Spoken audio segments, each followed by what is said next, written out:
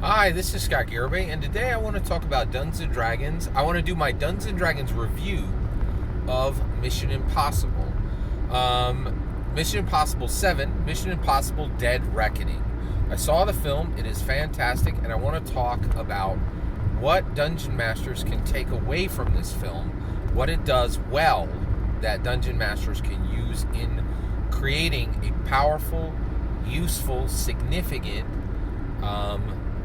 Dungeons and Dragons campaign narrative to create narrative in their Dungeons and Dragons campaign. So let's get into this. All right, here we go. So what can you actually take away from this film? And I think the thing that I was most impressed with is the character Paris in this film, who was the incredibly capable woman combatant, the most capable woman combatant that has ever shown up in any Mission Impossible film, and frankly, has ever shown up in any Hollywood film, period, end of sentence, right? So the character Paris, she is a French actress, and in the film she had the white makeup over her face, and she wore like a Napoleon jacket, and she was specifically the assigned combatant who assisted Gabriel. And oh, by the way, I'm sorry. Let me spoilers for Mission Impossible: Dead Reckoning here. All right.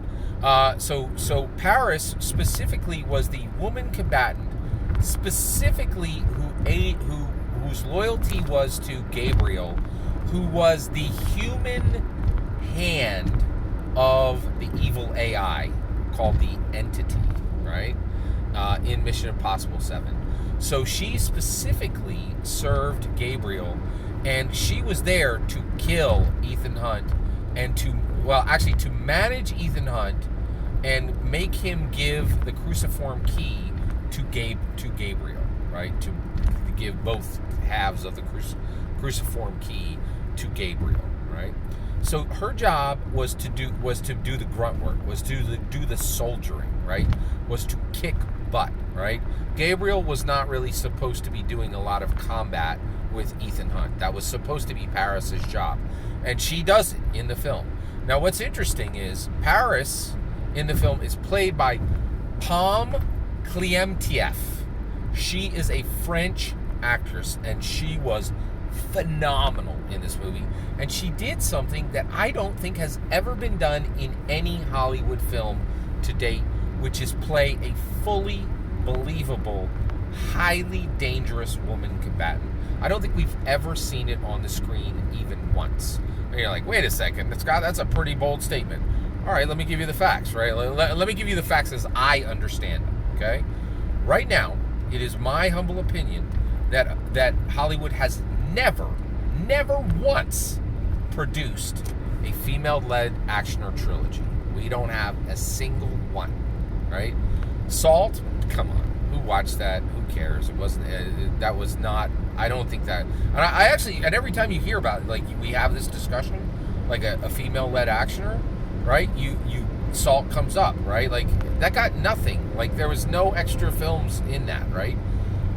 Tomb Raider, no trilogy, right? Now actually that had some serious good action, and frankly, I think the one with Angelina Jolie did two Tomb Raider movies, which I thought were not great.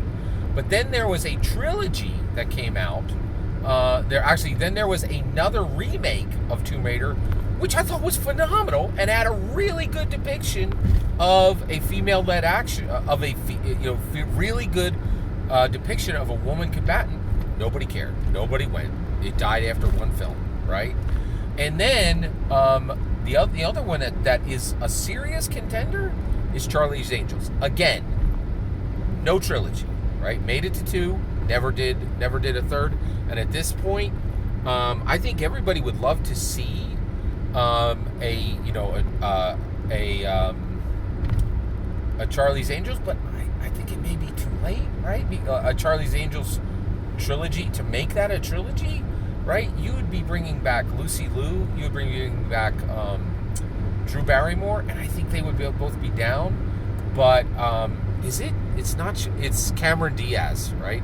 Cameron Diaz has not done. I haven't seen her in a movie in 15 years, right? Like it's been a while, right?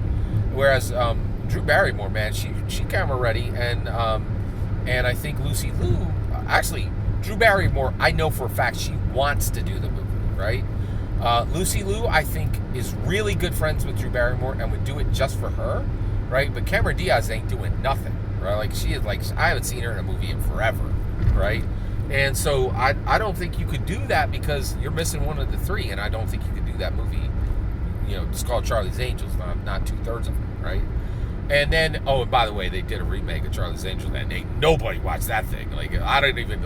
I think the girl from the Shining vampire movies, Twilight, was in there. Man, that thing DOA, that did not do well.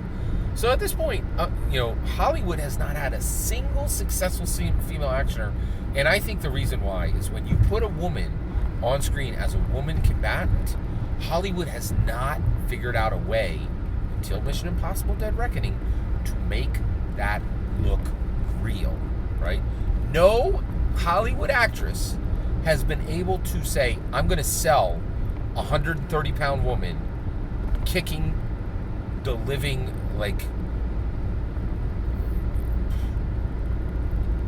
really bringing it to a 6 foot, and actually Tom Cruise isn't 6 feet. By Hollywood magic, he is 180-pound man, right? They just, you have to I've never seen it work until I saw it in Mission Impossible: Dead Reckoning.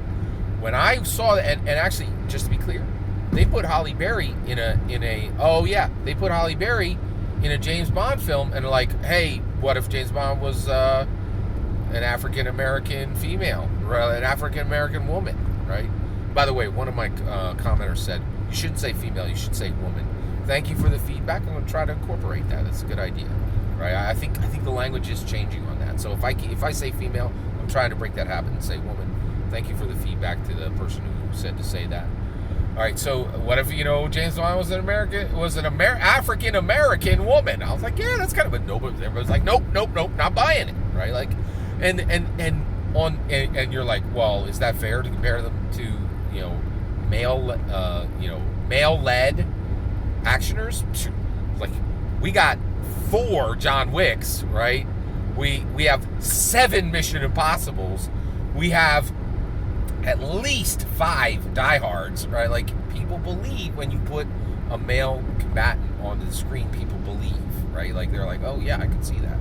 But what really blew my mind was Pom Klementieff as Paris absolutely crushed it. She did such an amazing job, right? And it was really interesting because I thought, oh, well, they're going to make her, really good at martial arts. They did not do that, right? She was just a really dedicated, highly skilled combatant who was mixing punching you in the face and kicking you in the face, and not really with karate or Brazilian jiu-jitsu or any other cool martial art, just a supremely active combatant, right, with a lot of spirit and a huge amount of determination and just a deadliness, right? And Pom Klementieff, I think, is the most effective Hollywood actress who has ever been able to sell super dangerous woman combatant on screen. And I think she's the future of the woman-led actioner, right? Because we've never had one. We've never had a trilogy, and I think you could get it done with her, right? And get this, they already tried to replace Tom Cruise with Jeremy Renner. What if you could replace Tom Cruise with Pom Klementieff? Dope, man. I'm in for it. Let's go. Mission Impossible, yes. Right? I'd be totally down for a trilogy. And I think you might be able to get a woman-led actioner trilogy done by making it 8, 9, and 10. Not 8. By making it 9, 10, and 11 of Mission Impossible, which would help make it work, right? Because that's already a functioning a functioning series, right? So, how do we convert that over to Dungeons and Dragons, right? It's a good question. So first of all, I think we are very fortunate that when we put women combatants onto the table as non-player characters, what I call entities, right, in Dungeons and Dragons, we don't have to rely on Hollywood's depiction of a woman combatant, right? So one of the things is I think every single player brings forward in their mind what it is going to look like. And so one, I think that helps to close the gap significantly, right? So then that is helping to close the gap, but what can we do as dungeon masters to bring the incredible, like I'm telling you, peerless depiction of a woman combatant from that Pom Klementieff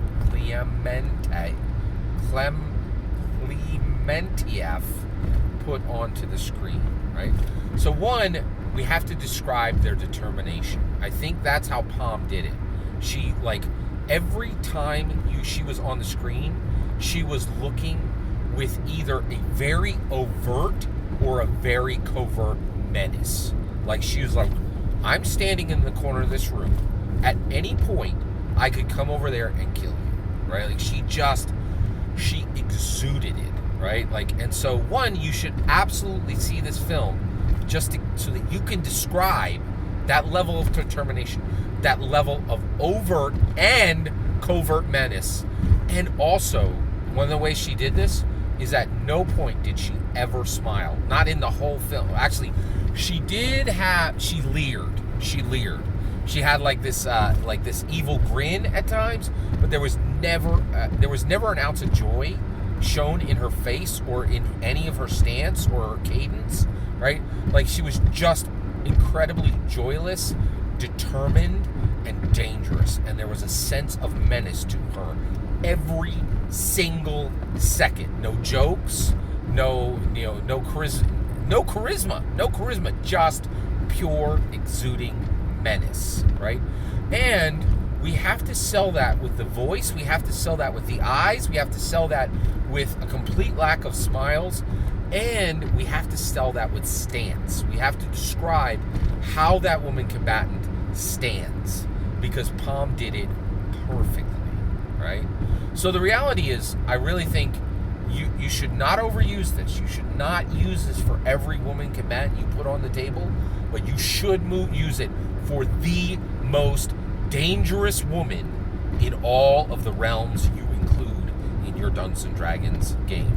Whether that's Dominaria, whether that's Lego City, whether that's Faerun, the most dangerous woman in your Dungeons and Dragons realms needs to be an absolute wave of menace. Every single word of that is my humble opinion. What's important is when I get to hear your humble opinion, when you get in the comments and send your traffic. Please consider liking and subscribing, and have a wonderful millennium.